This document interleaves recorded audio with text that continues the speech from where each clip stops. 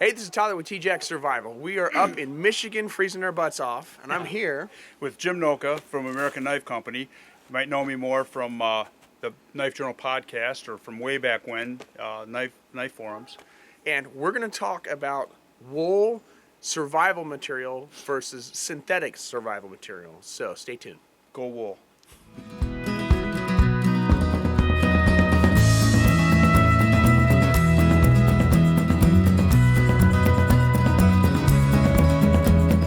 So one of the things that I'm constantly seeing on YouTube, Facebook, and all the forums is, should I buy Gore-Tex or should I buy wool? The answer is both, but it depends on the situation. What I mean by that is this. Back in the day, I guided in Alaska constantly because of the rain. Gore-Tex was the way to go. But it wasn't wet, breathable. The vapors would go out, but the water wouldn't. And I wasn't lighting fires. I wasn't skinning animals. I wasn't up there messing with all of the survival-related stuff. So from a mountaineering perspective, Gore-Tex is great. From a day out, weekend warrior perspective, Gore-Tex is great. But if you're going to live in the wilderness, even if you're hiking, you know, exactly. Guys that are lightweight hiking, they really like this stuff because they don't want to carry around any extra weight. And it's a big. I mean, when you start peeling labels off of cans, you're worrying about those kind of ounces. Yeah. Then wearing something that weighs what this vest weighs is a hindrance to them. You know, and that's it. In a nutshell, that's it. I mean, if you're into Gore-Tex and that, you're mountaineering, not building fires, or you're worried about so much about weight that you're peeling labels off of cans. Well, and one thing, too, a lot of people don't realize is if you're going full synthetic, first off, you're going to stink in a day or two, whether you want to or not, because synthetic grows biological material. And secondarily, you're not going to be able to get rid of that wet. Where wool, I can sweat in this, get nasty wet in it. Don't suggest this, but if it happens, I can still retain 80% of my heat even when I'm wet and dry out while I'm wearing it. That's not going to happen with Gore-Tex. Right, and that's a big deal, especially if you're in an area where you have like 32 degrees and you're in snow, or you're in 33 in rain, and you're in that kind of a situation where your clothes are going to get moist somehow, either from kneeling in the snow or having get snowed on you, and it gets a little damp or moist. This stuff still keeps you warm. I mean, It still does have a lot of insulating value, and Gore-Tex doesn't have any. No, Gore-Tex is just a rain-stopping, wind-stopping. Ideally, in those kind of conditions, a guy could wear a wool undergarments and then a Gore-Tex shell, which works real well too. Exactly. And I know in the military, when we would go out, we would wear a wool base layer, and I would take my Gore-Tex off, and this is old school 3-ply heavy Gore-Tex. Just ruck really heavy in the snow and the wetness, sweat through it, get all nasty, and then try to allow myself the heat from my body to dry the clothing out, then throw that Gore-Tex back on when we started to shut down in order to keep my core temperature warm. Yeah, I've been a hardcore wool guy my whole life, and I mean, back in the day, I would wear shirts like this, similar to this, you know, some kind of a pullover. You wear a cotton base, either a cotton long sleeve shirt or I don't know if anybody even remembers back in the day, they used to have the long underwear used to look like mesh. It was like a mesh T-shirt. Yeah. And you would wear a mesh T-shirt underneath this, and then put wool on it, and this was considered your base layer. Yeah. You know, back then, and then you'd wear something either waxed canvas or, you know, something that replaced the Gore-Tex. It was either waxed canvas or sometimes leather. Yeah. You know, oilskin, slicker, that kind of stuff. Back when you're hunting dinosaurs. Yeah, exactly. back in the day. That's awesome. Back in the day. That's awesome. So I guess to answer your question, if you're going to go into a survival situation where you know you're going to be possibly living in this stuff for an extended amount of time, one thing to remember is wool with lanolin in it, not the chemically stripped stuff, will kill bacteria. Bacteria is what makes you stink.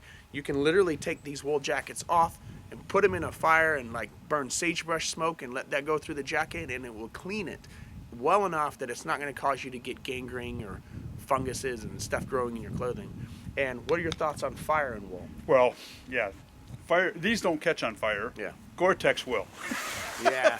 This is my nice coat. I will never be seen on a camera making a ember nest and spilling all over my coat. You can always tell somebody that's not really familiar with that, because when you hold up their coat, they're camping in they're doing their first cold weather camp, and they're out in the environment, and they're building a fire, and the fire's roaring and it's popping on them, and then the next morning they look up and they hold it up against the sun, It's and like they're holes all through it. it looks like it's no longer going to shed water. It's going to absorb water. I figured that out the hard way on a video. I bought this brand new North Face shirt, and I wore it, and I did this big old awesome bow drill, and it was covering me, and I looked down and I could see holes. It was like I'd been welding for an hour.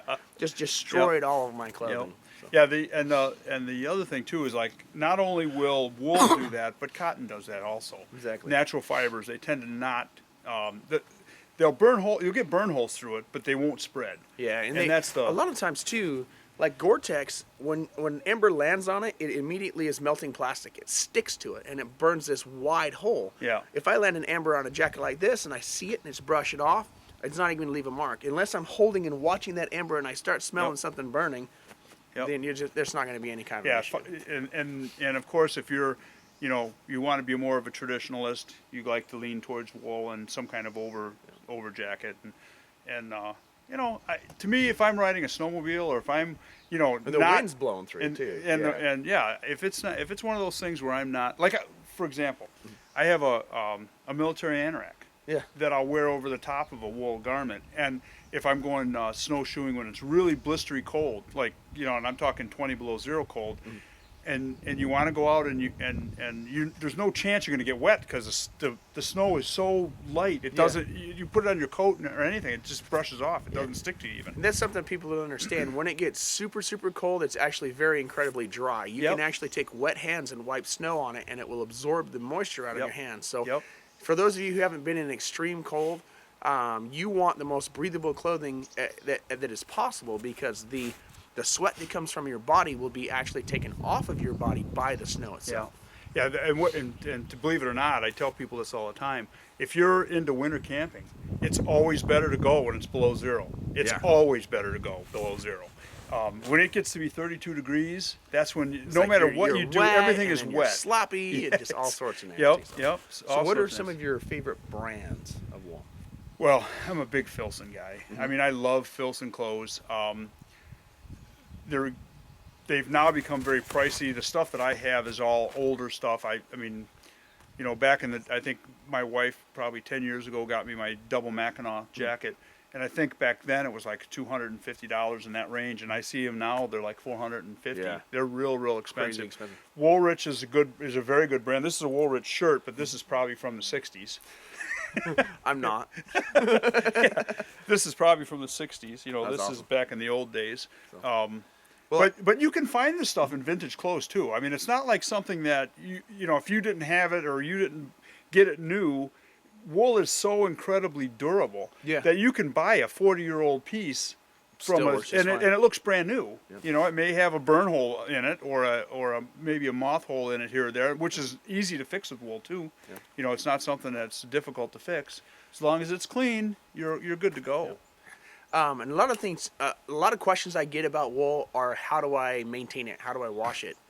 Just put some water on it, maybe some soap if you feel the need, and let it air dry. Yep. Don't let it stretch or hang. Just leave it out to air dry, because wool will misshape with heat, and it will misshape with too much wetness. Yeah, what my wife does with and I wear wool a lot. I mean, it's like one of my rotations of clothes that I wear quite a bit. I have 2 or 3 different wool shirts that I really like, and what she does, and sweaters the same way. I mean, I have a couple of really cool wool sweaters that I like, that I wear often, and we don't have them dry cleaned. What she does is she basically just hand washes them.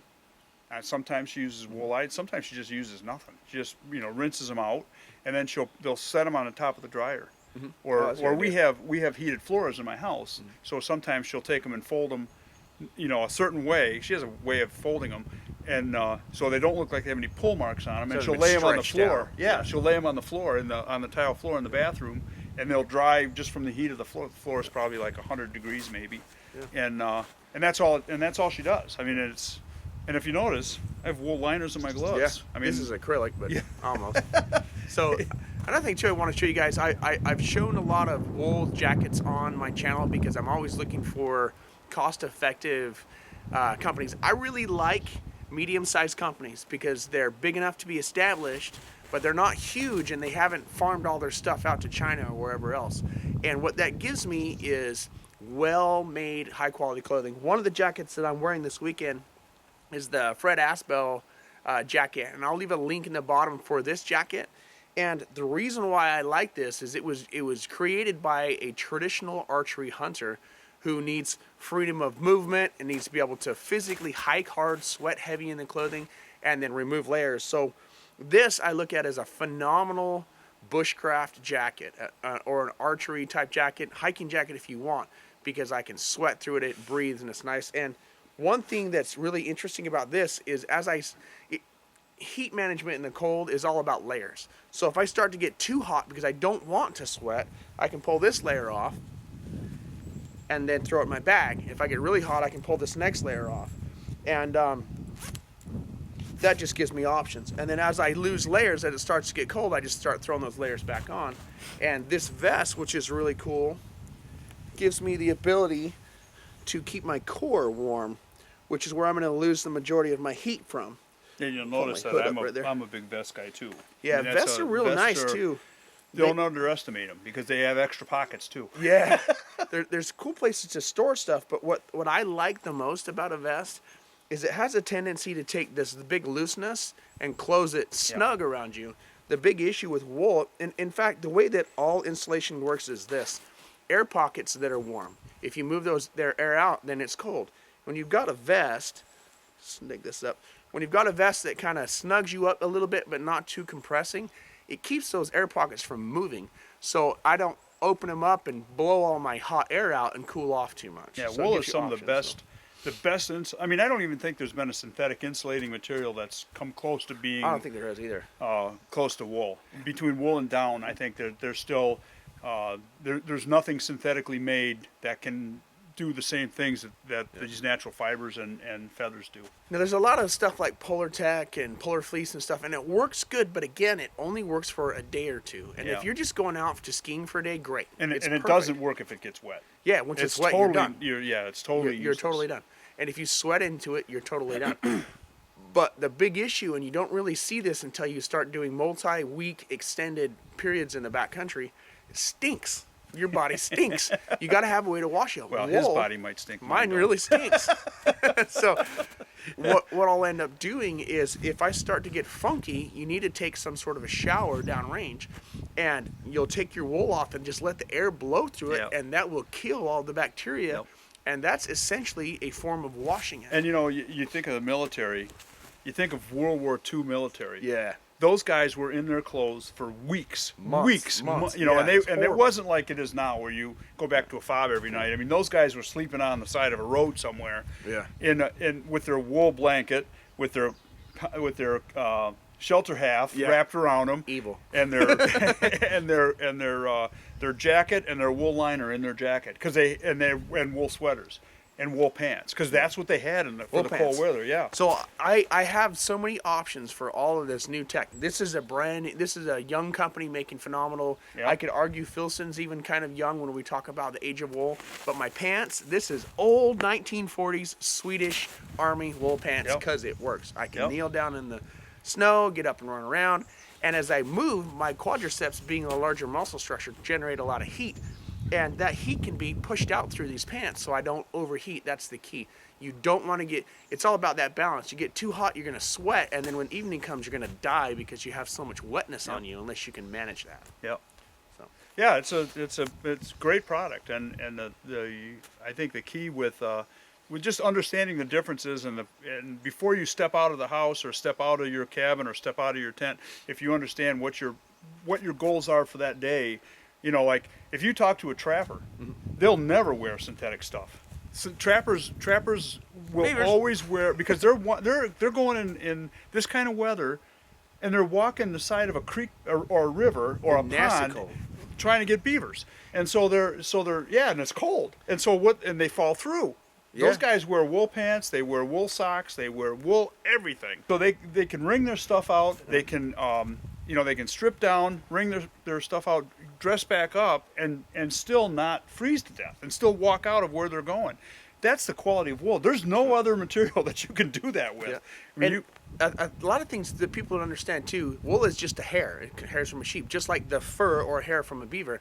And the reason why that matters is because you got an animal that's swimming through freezing cold water and living in this just fine. Why is he able to do that? Well, because there's a high hair count on the hair, and because as I sweat on the inside of these gloves, this hair will actually pull it out in the form of frost when it's really cold that I can just dust it off. So it physically, proactively removes all that wetness and allows me to stay warm. So I've got my internal layer, and then I've got my beaver skin glove, and it just keeps me dry. I can get it wet, and it's going to be cold for a few minutes, but as my body heat pushes that, it'll knock all that out in the form of frost. you know, and I'm not sure, but I think that some of these hairs are hollow on a beaver, like a Labradors have. Yeah. Their hairs are hollow, and I think sheep, I think their hairs are hollow too. Yeah. And I think that's part of why they insulate so well. Yep. So even there's physics in it. Bam. All right. Okay, guys and girls, if this has been valuable to you, please hit the subscribe button. Leave any comments or questions that you have on the bottom, and thank you for watching T-Jack Survival. Take care. That was perfect. That was freaking perfect. You don't even have to edit that.